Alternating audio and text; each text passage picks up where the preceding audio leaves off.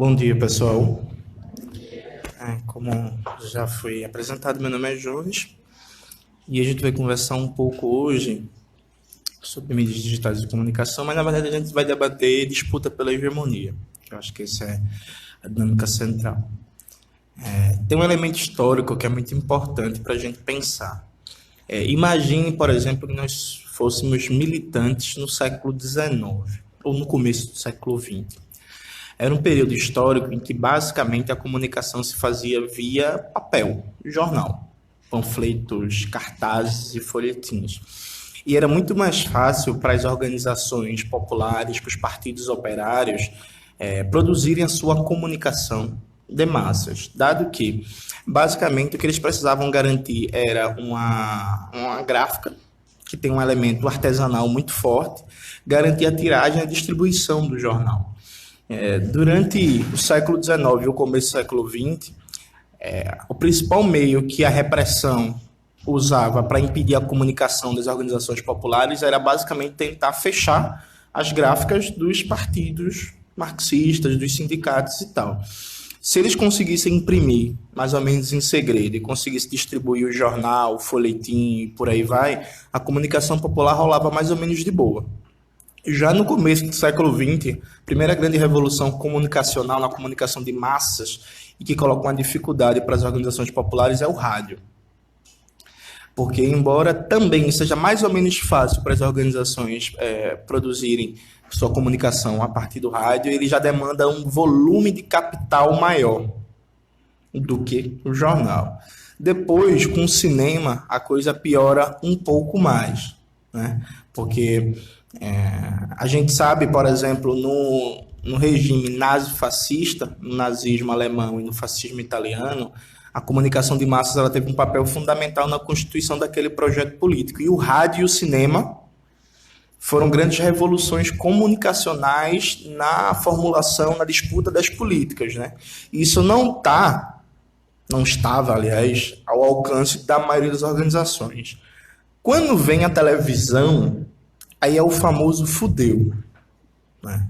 Porque a televisão ela demanda um volume de capital, de investimento gigantesco que ninguém tem, sabe?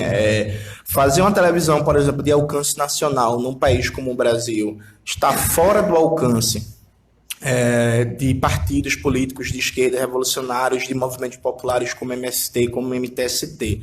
Em alguns países, como é o caso da Argentina, que houve um processo de democratização relativo da comunicação e que se abriu as televisões para os sindicatos, movimentos populares, há um processo de acesso maior, mas esse não é o caso do Brasil, né? E aí se cria uma desproporção na capacidade comunicativa entre a burguesia e suas organizações políticas e as organizações populares. A gente continua tendo basicamente o papel como principal instrumento de comunicação. Então todos os partidos tradicionalmente mantêm o seu jornal e usam muito de panfletos, de cartazes e por aí vai. E a burguesia tem, por exemplo, uma TV Globo que chega a mais ou menos 94% do território brasileiro, sabe? Por mais eficiente que a gente faça a propaganda, uma novela das 8 da Rede Globo chega em quase 100% dos lares brasileiros. É uma desproporção comunicacional assustadora. Tem um pensador francês, que nem marxista mas era um cara muito interessante, o Pierre Bourdieu. Ele fala que o surgimento da televisão enquanto veículo de massas e a popularização da televisão cria uma nova relação na política que antes não existia.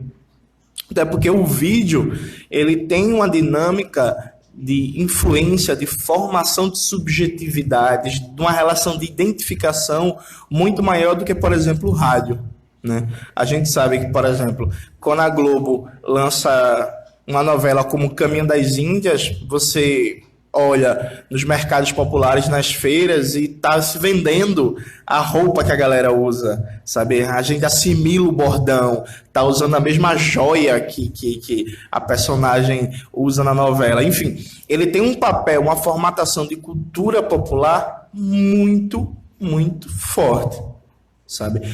Inclusive, esse papel é tão forte, acho que pela média de público aqui, muitos de vocês não vão lembrar, eu que sou um semi-coroa, lembro que nos anos 90 o MST era o principal movimento popular do Brasil. Inclusive, tinha um papel na oposição ao governo FHC muito importante. E aí existe uma popularidade muito grande ainda da pauta da reforma agrária. O que foi que a Globo fez? A Globo criou uma novela chamada Rei do Gado, com Antônio Fagundes e Patrícia Pilar, e que o resumo da novela era: o Antônio Fagundes era um latifundiário do bem. Ele era um latifundiário legal, gente boa, um cara lutador, um cara que batalhou muito para conseguir a sua riqueza, o seu gado, e ele casou com a sem teto, com a sem terra. E eles foram felizes. Vê que legal. Nossa, como ele é bom assim, ele ajudou ela, sem terra e tal. Aquela novela, aquilo ali foi uma clássica disputa pela hegemonia. Os sem terra tinham muita popularidade, estavam fazendo uma série de ocupações. Eu acho que, inclusive, até um dado importante para citar, vocês verem a força do MST, ou talvez o quanto o governo do PT foi pelego, se desapropriou mais terras para a reforma agrária durante os governos de FHC do que durante os governos Dilma. Então, o ministro da Reforma Agrária do governo FHC, que era o Raul Jungmann, ele dizia constantemente que o MST era terrorista. Esse discurso do MST é terrorista não é um discurso novo que apareceu agora com o bolsonarismo. Dizia que o MST era um movimento violento, comparava o MST com as Farc. E mesmo assim, na base da luta popular, o MST conseguiu várias e várias terras para desapropriar para a reforma agrária. Quando a classe dominante percebe essa força do MST, que ela precisava ser contida, uma das primeiras respostas é o Rei do Gado. Sabe? Então, e a gente não consegue, por exemplo, fazer uma contrapropaganda à altura de competir com a novela que foi a novela mais popular, uma das mais populares, inclusive, dos anos 90. Né? Tipo assim, é impossível para a gente, por exemplo, a parte de jornal, de debates, de formação, contrabalancear a propaganda do Rei do Gado. Simplesmente não dá. Isso faz com que, quando surge a internet, né, essa disparidade entre a capacidade de comunicação da burguesia e das organizações populares, quando surge a internet, acontece um fenômeno que é várias e várias e várias pessoas têm essa impressão que o jogo volta a se reequilibrar. Por quê? A internet ela propicia a produção de material comunicativo a partir de pouco capital. Então, se você tem uma linha de internet em casa, um computadorzinho, você pode produzir um blog sem problema. Isso não vai demandar dinheiro, isso não vai demandar muita estrutura. Você consegue tranquilamente produzir materiais de vídeo que, mesmo a qualidade não ficando tão boa, você com celular consegue fazê-lo sem problemas. Fazer um site também na internet não é um negócio muito complicado. Eu não faço ideia como é que faz isso, mas quem entende diz que não é um negócio muito complicado, então dá para você fazer. Quando a internet começa a se popularizar, uma série de pensadores, de teóricos, gente famosa, chegou inclusive a entrar num delírio de que a internet, com o surgimento, a popularização dela, poderia inaugurar uma nova era de fortalecimento da democracia e da democracia direta. É algo que hoje a gente pena para acreditar, mas teve muita gente que inclusive desenvolveu uma teoria que foi muito popular nos Estados Unidos, na Inglaterra, no Japão, que se chamava de computadortopia, que era a ideia de que com a popularização da internet, a capacidade de gerar informação, de participar em rede de decisões coletivas, ia se fazer com que isso acabasse com a pobreza, a miséria, a democracia representativa e por aí vai. Tem um livro que é muito bom, que é da Sociedade Industrial, a Sociedade Pós-Moderna, que é de um autor, acho que o nome dele é Krugman, que ele sintetiza essas teorias dos anos 90, começo dos anos 2000, que eram muito engraçadas. Né? Tipo, muita gente imaginou que a internet seria a era da democratização da comunicação. Só que existem alguns problemas, que é a internet no Ocidente, que é onde a gente vive, no Ocidente capitalista, ela é basicamente monopólio de algumas grandes empresas que são basicamente estadunidenses. Então, Google, Apple, Microsoft, YouTube, Twitter, Facebook, Instagram, todas essas redes de comunicação, elas não são, por exemplo, brasileiras, né? Não são bolivianas, não são peruanas, elas são estadunidenses. E depois do caso do Edward Snowden, que revelou uma íntima cumplicidade entre esses monopólios da comunicação e o governo dos Estados Unidos para um processo de espionagem em massa de pessoas, ninguém tem mais o direito de ter uma concepção ingênua de achar que esses monopólios eles não são um instrumento da política externa do governo dos Estados Unidos. Então, por exemplo, começo desse ano teve uma tentativa de golpe de Estado na Venezuela, né? Enquanto rolava a tentativa de golpe de Estado, o Twitter misteriosamente começou a excluir contas de pessoas que são do PSUV, o Partido Socialista Unificado da Venezuela, que é o partido do presidente Maduro, para reduzir a capacidade de comunicação deles. E, inclusive, desautenticou a conta do Maduro, porque o Maduro, na conta, no Twitter, estava presidente da Venezuela, e aí o Twitter decidiu que o verdadeiro presidente da Venezuela é Juan Guaidó. Ele desautenticou a conta do Maduro, simples, e acabou. Sem muita conversa. Assim como a gente viu recentemente o golpe na Bolívia, que de uma hora para outra foram criadas 68 mil contas falsas no Twitter para criar a impressão de que existia uma massa popular na Bolívia insatisfeita querendo derrubar o governo Evo. Uma operação de comunicação, de criação de 68 mil contas falsas via bot para criar uma onda de anti-Evo, ela não seria feita sem a permissão da empresa. Então, o Twitter, enquanto monopólio de comunicação, ele teve participação direta, assim como várias outras empresas, no golpe na Bolívia. Assim como a gente está no Brasil, da eleição do Jair Bolsonaro na base de fake news, né?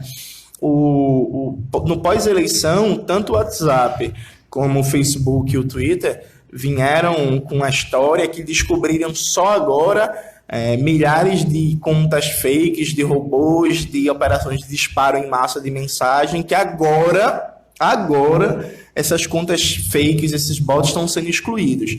A gente sabe muito bem que eles não descobriram isso só agora.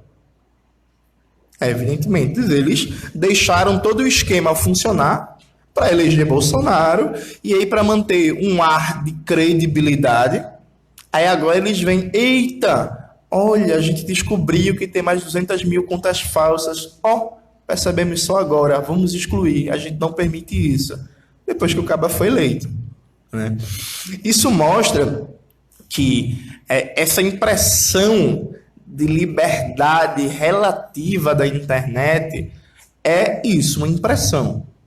Ela continua sendo um monopólio comunicacional que não está sob o nosso controle, não é nacional e serve diretamente ao interesse do imperialismo, da política externa dos Estados Unidos, e que é manipulada de acordo com regras que não é a gente que define. Então, por exemplo, o The Intercept Brasil, faz mais ou menos um mês e meio, lançou uma reportagem mostrando que o YouTube propositalmente promovia canais da extrema-direita.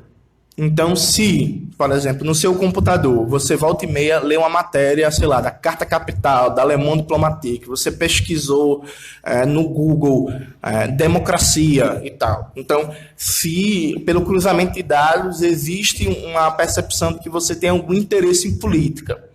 Quando você entra no YouTube, o YouTube vai colocar para você como sugestão de vídeo, um vídeo de algum youtuber da extrema-direita, falando que o Brasil está na ditadura gaysista, que o marxismo cultural está tomando tudo, que o PT era comunista, que os médicos cubanos eram guerrilheiros disfarçados, o que é uma grande sacanagem, porque se os médicos cubanos fossem guerrilheiros, essa era a hora, né? Vamos lá, galera, cadê os guerrilheiros? Então, veja, o YouTube, ele propositalmente, ele promoveu esses caras da extrema-direita. Não foi um negócio que, tipo assim, o que foi que aconteceu com a população? De repente, Nando Moura começou a ficar famoso. É porque ele sabe comunicar melhor que a esquerda. Não. Isso é uma visão, inclusive, inocente da coisa. Porque parte do pressuposto que existe uma disputa mais ou menos igual, equânime, né? E aí, quem tiver a técnica de comunicação melhor vai ganhar. E não é assim que funciona. Então, minha mãe, por exemplo, que não é uma pessoa lá muito ligada em política, até hoje eu tento explicar para ela que ser comunista não significa ser petista. E ela não consegue entender muito bem. Quando começaram a prender a galera na Lava Jato, ela achou que eu ia ser preso. Eu disse, mãe, não tem nada a ver com o PT, não. Não, mas estão prendendo todo mundo. Eu disse, mãe, é outra turma, não é eu não. Então, minha mãe, por exemplo, ela abre o YouTube para escutar as músicas dela. Quando ela abre o YouTube, tá sempre lá a sugestão de um vídeo de um Nando Moura. Tem um padre também reacionário, que é Padre Paulo, que é outro dessa turma, do Olavo de Carvalho. Tipo assim, é isso. E aí, quais são os vídeos de política que minha mãe assiste? Os meus vídeos. Quando eu lanço um vídeo, ela gosta de ver o filho dela falando. Aí ela de vez em quando assiste um vídeo meu, aí um vídeo de um canal marxista. Aí quando ela abre o YouTube, aparece sugestão um canal de extrema-direita. É assim que funcionam as coisas. É por isso que a China, por exemplo, proíbe ou restringe a maioria desses monopólios ocidentais. O receptor da informação. O receptor da informação, ele basicamente recebe informação. Ele não interage com ela. Então, por mais que seja comum as pessoas reclamarem quando estão assistindo a novela do desfecho da coisa, os atores da novela não estão ouvindo a reclamação. Você recebe o conteúdo, pronto, e acabou. A internet, ela cria uma dinâmica diferente. Ela dá uma possibilidade de uma interação entre produtor e consumidor do conteúdo. E ela dá uma possibilidade de alcançar uma comunicação que antes a gente não tinha. Então, eu, por exemplo, quando eu decidi criar um canal no YouTube, eu tinha um blog funcionando, eu estava mais ou menos funcionando há 2 anos e meio, e eu super feliz porque o blog no total, depois de 2 anos e meio de funcionamento, ele tem 250 mil acessos. Alcancei aí milhares de pessoas, e aí de repente eu entrei no YouTube um vídeo ao lado do Carvalho, em que o título do vídeo era Grande e Aquisição. E ele vai explicar a teoria do marxismo cultural de Gramsci, fazendo uma metáfora como se fosse um falo invisível que de repente entrou e você não viu. Esse seria o marxismo cultural que sai ali pegando todos os espaços. E esse vídeo bizarro, de 8 minutos, tinha 300 mil visualizações. O vídeo tinha sido lançado há 2 dias. Então, assim, eu levei 2 anos e meio para conseguir chegar a 250 mil pessoas. O cara lança um vídeo, com 2 dias, ele bateu 300 mil pessoas. E aí eu entendi a importância da disputa comunicacional a partir do vídeo. Foi aí que eu decidi criar o canal e usar de maneira mais constante outras redes sociais que eu odeio. Por exemplo, eu odeio o Instagram. O meu Instagram é uma rede social burra, mas que não faz sentido nenhum. Mas muitas pessoas estão lá, tem que usar, é um elemento de comunicação interessante. E aí, quando eu comecei a usar, eu percebi algo que é muito importante, que é a gente nunca vai ter o alcance dessa galera. E eu estou frisando isso porque, especialmente durante a eleição, se falou muito que a direita faz um trabalho comunicacional melhor que a esquerda, etc. Às vezes até que sim, embora que muita gente, quando se fala isso, desconsidera, por exemplo, a diferença de dinheiro que se tem disponível, que é um elemento que é fundamental, e se desconsidera que a dinâmica de uso dessas próprias redes é feita para favorecer a direita. Pronto, e acabou. Isso não vai mudar. Por mais profissional que a gente faça o trabalho, por mais qualificado, por mais que a gente esteja embasado em boas teorias, compreensões da importância da comunicação popular, da educação popular, da disputa de hegemonias, a direita vai estar sempre à frente nesses espaços, porque esses espaços são espaços empresariais. E está na frente quem eles decidem. O YouTube, por exemplo, isso não é fruto de nenhuma pesquisa, mas é uma percepção que várias pessoas vêm tendo. Eu, Sabrina, Humberto, a Rita Von Rush, o Samuel, enfim, outras pessoas que fazem um trabalho de divulgação do marxismo no YouTube. Os vídeos da gente, as médias de view vêm caindo. Como a gente, todo vídeo que se lança, você lança aquelas tags, né? Você tagueia o vídeo, que é para mais ou menos saber qual é o assunto, porque a partir disso, do assunto, o YouTube, ele indica o vídeo para outras pessoas, então dá para saber que canais, por exemplo, tem conteúdos de esquerda previamente pelo título, pela tag e por aí vai, e pelo próprio público que acessa, porque todas as informações são cruzadas, a média de acessos nos vídeos da gente, todo mundo está sentindo isso, vem caindo. Então pode parecer teoria da conspiração, mas a gente tem quase certeza que o YouTube fez uma mudança no algoritmo para baixar a circulação dos vídeos da gente. E eles podem fazer isso sem problemas. Não existe isso de reclamar, sabe? Vou reclamar, vou estar na justiça, vou fazer um protesto contra o YouTube. Acabou. É isso. Só que tem um elemento muito importante, usa essas ferramentas, que é o processo de organização popular. Ele potencializa a capacidade de divulgação e organização popular, de fazer desses canais que nunca vão pegar o grosso da população, como pega uma novela, mas onde eles chegam, estimular um processo de organização política concreta, e a partir daí aumentar as bases sociais organizadas que a gente tem. E aí, especialmente, pessoas, por exemplo, como eu e Sabrina, a gente faz muito um trabalho de comunicação, sempre chamando as pessoas a se organizarem. Sempre destacando o elemento de que, isso aqui é um elemento de comunicação, de divulgação de ideias e tal, só que no reino do virtual nada se resolve. No reino virtual nada se resolve. É por isso que a Sabrina mesmo, estava conversando com ela ontem, ela vai lançar um videozinho didático falando como militar fora da internet.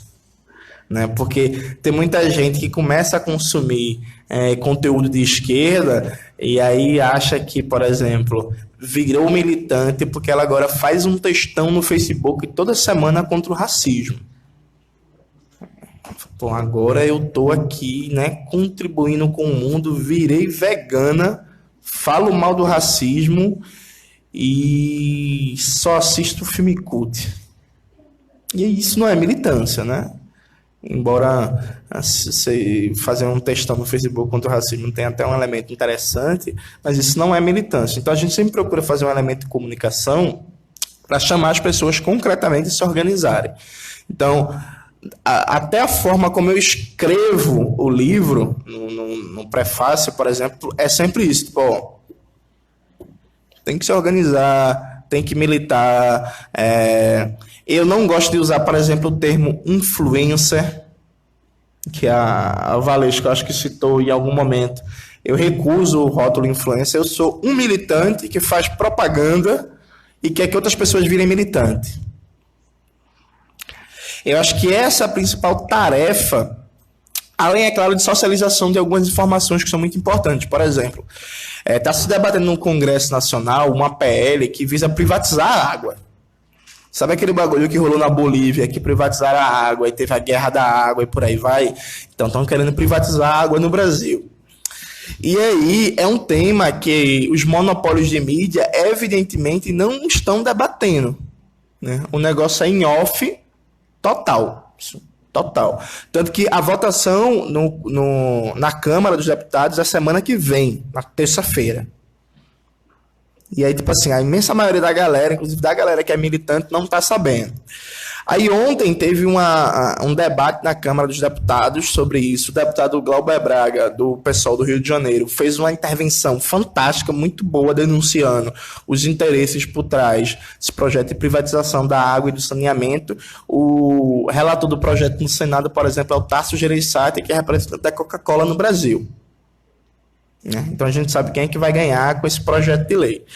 Aí que foi que o Glauber fez? Ele deu um discurso muito bom denunciando o projeto, as suas consequências negativas para a classe trabalhadora, cortou o vídeo, 5 minutinhos, a equipe de comunicação dele saiu disparando pelo WhatsApp das pessoas que têm contato, eu peguei o vídeo, joguei no Instagram, joguei no Facebook, aí recaminhei também para minha rede de contatos, aí falando com as pessoas que têm muitos seguidores nas redes, no Twitter, no Face, no Instagram, para republicarem e assim, tipo assim, fazer a informação correr o máximo possível a partir de redes de compartilhamento e comunicação. Então essa função também é muito interessante. Porque a partir daí, uma porrada de gente, por exemplo, eu mesmo não sabia, eu sabia do projeto de lei, mas eu não sabia, por exemplo, que ele vai ser votado terça-feira que vem. Não tinha ideia. Para mim era um projeto que estava aí na Câmara e a gente ia ver quando é que ia rolar tal.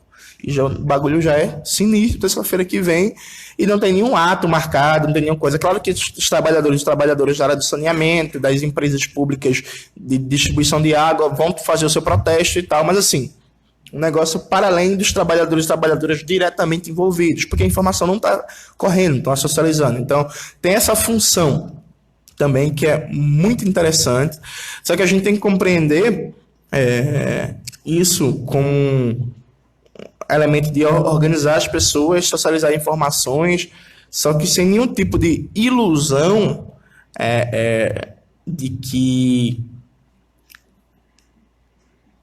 isso substitui, por exemplo, o trabalho de base. Porque tem alguns elementos que são bem chocantes na realidade brasileira. Por exemplo, cerca de metade da população brasileira, mais ou menos metade da população brasileira, não tem acesso a um pacote de dados suficientes que não seja só para olhar o WhatsApp. Então, a maioria da população tem um elemento de confirmação que é o seguinte: a gente confia basicamente em quem a gente conhece. Então, se, por exemplo, que foi o caso da minha mãe, né, na época das eleições, quando minha mãe recebia a mesma corrente de 5, 6 pessoas que ela conhece, ela pensava assim, ela chegava para mim e fazia: ô Jones, isso não é verdade não? Eu dizia: não, mãe, isso é mentira e tal. Mas fulana e fulana me mandaram. Tem certeza que não é verdade? Tem, minha mãe, vamos sentar aqui, vamos conversar e tal. Então, assim, na lógica da mentalidade popular média, se 5, 6, 7 pessoas que você conhece encaminharam a mesma corrente e os seus vizinhos acreditam naquilo ali é verdade, pronto, e acabou e fudeu. Ah, mas tem uma professora da... Não sei nem quem é essa professora, não conheço, eu sei quem é minha vizinha, eu sei quem é Tereza, eu sei quem é João, eu sei quem é Maria. E se eles estão dizendo que porque todo mundo disse que e acabou. Não tem muita conversa. Então, metade da população brasileira consome... É isso. E se consome muito, existe uma lógica de comunicação alarmista, como eu gosto de chamar. Que é sempre isso, assim, é um título bombástico, um negócio assim, pá, você fica logo assustado, com um textozinho bem simples, grosso modo, inclusive, escrito com palavras muito fáceis, cheio de figuras, e no final o negócio sempre repassa essa mensagem antes que seja censurada. Ou então eles encaminham um vídeo e falam assim: assista antes que o vídeo seja bloqueado. Na própria tela do vídeo se coloca: a Rede Globo tentou censurar o vídeo. Assista antes que ele seja proibido. Não sei se vocês já sacaram isso. É sempre um negócio meio tipo: estão tentando proibir, vão censurar, veja logo, corra, antes que você seja proibido de ver. Isso é muito eficiente e vem dando muito certo, inclusive. Existe uma certa ilusão que está rondando a esquerda eleitoral brasileira, que é assim: as condições de vida estão cada vez piorando, né? Porque, enfim, o projeto bolsonarista é um projeto de ataque total aos direitos e condições de vida da classe trabalhadora. Como a vida está cada vez uma merda maior, na eleição do ano que vem, a esquerda eleitoral vai ganhar, né? Porque o emprego não está voltando, o salário continua caindo, o custo de vida aumentando, o transporte piorando, a carne está ficando mais cara e por aí vai. Então, necessariamente, ano que vem vai todo mundo votar na esquerda. Parte-se do pressuposto que a rede de comunicação que conseguiu subsidiar a eleição de Bolsonaro ano passado e do próprio fenômeno do bolsonarismo, um partido que não era nada e que elegeu 55 deputados federais, sem falar em governadores, deputados estaduais e por aí vai, parte do pressuposto que essa rede gigantesca não vai ter efeito. E se desconhece, inclusive, o elemento de ligação entre essa rede de comunicação e o elemento factual prático. Um exemplo, esse negócio de mamadeira de piroca, que a gente brinca, isso circulou real, valendo. E aí circulou também muito uma fake news que a Haddad defendia trocar o sexo das crianças. Ele defendia que menino, que se quisesse, podia virar menina, e menina, menino, tipo a partir dos 6 anos de idade. Essa fake news circulou muito. E aí, o elemento confirmador disso é que o sujeito recebia esse informe no seu WhatsApp. Quando ele ia para o culto, o pastor falava que era verdade. Então teve um elemento de coordenação aí, que até hoje, inclusive, eu acho que a maioria de nós não parou para prestar atenção nisso. Então, recebi no WhatsApp. Fulana, Ciclana e Beltrana confirmaram. Fui na igreja. O pastor confirmou. É verdade. Tem uma pesquisadora que é a Esther Solano, acho que ela é professora da UNB, se não me falha a memória, aqui próximo, que ela fez várias entrevistas, né, vem fazendo pesquisas para entender o conservadorismo no Brasil. Aí ela relata que numa das entrevistas, ela debatendo esse negócio de mamadeira de piroca com uma pessoa que acreditava nisso, ela fala assim, não, mas isso é mentira. Aí o cara fala assim, mas por que mentira? Não é mentira e tal, isso nunca aconteceu. Aí o cara fala assim, não, mas eu acredito que isso era verdade, isso, se o PT ganhasse, isso ia acontecer. Ela fala assim, então, eu sou professora universitária e tal, pesquiso, estudo, e isso é mentira. Aí o cara vira para ela e fala assim, sim, eu vou acreditar em você porque você é professora? Essa resposta para mim é fantástica, que é o processo de legitimação da informação enquanto crível, com essa pulverização da informação, ele saiu da esfera da autoridade tal como se apresenta no jornalismo. Porque, por exemplo, no jornalismo as pessoas acreditam na informação porque tem o William Bonner lá, todo sério, de terno, sempre centrado, falando de maneira séria. Então a ideia é tipo assim, pô, a televisão não vai mentir. Você na televisão, certo? O cara é estudado, o cara é formado, o cara é um jornalista sério. Então existe um princípio de legitimidade da informação na ideia de credibilidade do veículo e seriedade do trabalho jornalístico. Então é uma espécie de princípio de legitimidade mais ou menos, por assim dizer, científico da coisa, entre aspas. A partir do momento que essa pulverização da comunicação acontece com a internet, o princípio de legitimidade da informação se dá muito mais em relações de empatia no seu ciclo social. Então, se seu amigo acredita, se sua vizinha acredita, se seu pai acredita e seu pastor confirma, é verdade. E aí, se não existe no local de trabalho, de moradia, na igreja, no clube comunitário e por aí vai, se não existe, por exemplo, um trabalho de militância organizada, de pessoas inseridas no próprio local, que a partir dessa própria relação de empatia busque deslegitimar essa informação, colocando a sua falsidade, pessoas que tenham credibilidade por serem do mesmo ciclo social, não é um vídeo de uma professora da UNB que vai fazer com que as pessoas duvidem disso, não. Na minha família, ninguém... Na minha família é um ciclo mais próximo, né, evidentemente, né? Porque primo, essas coisas, isso não é família e a galera vota o que quiser. Mas na minha família, no ciclo mais próximo, ninguém votou em Bolsonaro, pelo menos é o que me disseram, porque todo mundo sabe que eu sou militante, né, envolvido com política e tal, então sempre rolava um negócio assim, uma tia recebia um negócio e falava assim, ô Júnior, isso é verdade? Eu dizia, não, minha tia, mentira, por causa disso. Aí depois eu recebia uma imagem, dizia assim, uma imagem que circulou muito, uma imagem da Manuela Dávila com as tatuagens de caveira, um bagulho de Che Guevara, um negócio meio... Manuela parecia um integrante do Slipknot, né? Só faltava aquela máscara. Aí, Jones, essa foto aqui é verdade? Eu dizia assim, não, é mentira, isso é montagem, olha aqui a foto verdadeira, ela tem tatuagem de caveira de Satanás não, e tal. Então, como eu sou uma pessoa do ciclo que tem credibilidade por estar convivendo com eles, e por ser uma pessoa, a pessoa da política, que entende a política, eu conseguia contrabalancear isso. Só que repare bem, na maioria das favelas e comunidades brasileiras, o referencial de organização coletiva não é mais a associação de moradores, o movimento de cultura, o sindicato local, a organização popular para conseguir uma creche. A referência de organização coletiva, o espaço associativo por excelência, são as igrejas.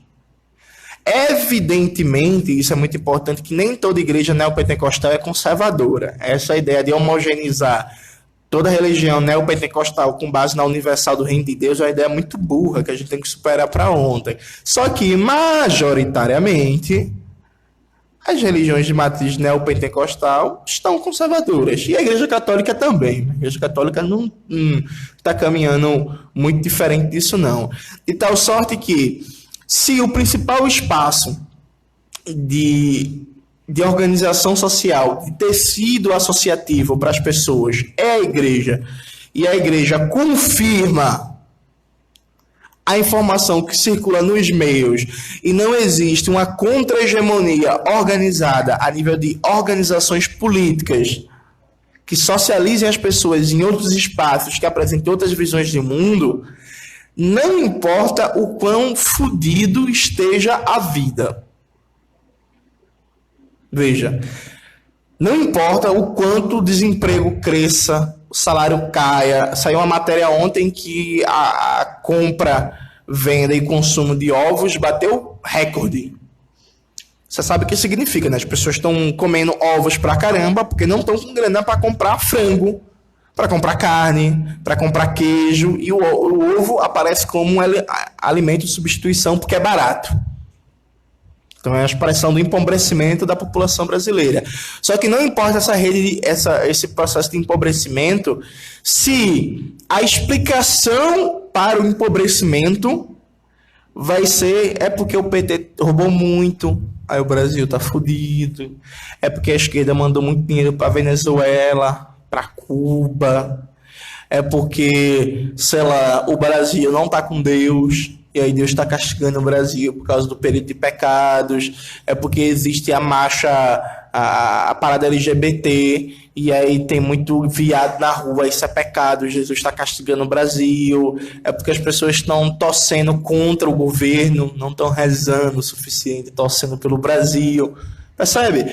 Essa ideia de que o quanto pior se tiver, mais radical se fica a classe trabalhadora, evidentemente a ideia é falsa, né?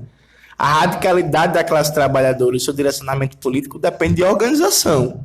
Quanto menos organização popular se tiver, lógico, a tendência de manter o reacionarismo da classe vai estar posta. O que é que isso significa? Para concluir, estou dizendo tudo isso para dizer: a comunicação em rede, via podcast, vídeos, Instagram, Facebook, e as diversas formas que existem, elas têm que ser instrumentos auxiliares para potencializar a capacidade de organização prática dos movimentos populares, sindicatos, partidos políticos comprometidos com a classe trabalhadora. É necessário que toda a comunicação ela tem que ter um lastro real de base, em que, inclusive, seja muito mais subsidiária para a atuação prática do que qualquer outra coisa. É o que eu tento fazer no canal, o que a gente tenta fazer no Revolution. O que a gente tenta fazer é fornecer formação política, informação para as pessoas que estão se organizando ou já organizadas para facilitar nesse processo. Então, a esquerda nunca pode conceber o espaço das mídias digitais como um espaço democrático, como um espaço em que a gente vai fazer um grande debate, como um espaço em que a gente vai conseguir construir uma contra-hegemonia. A contra-hegemonia, ela dá-se a partir da organização real e concreta da classe. E as mídias sociais, as mídias digitais, vão ser um instrumento organizativo num processo de retroalimentação. A gente comunica para organizar, organizado, a gente consegue comunicar mais e assim vai. É assim que a gente consegue construir uma rede de disputa política, de batalha das ideias, para quem sabe, em breve, o quanto antes, virar esse jogo.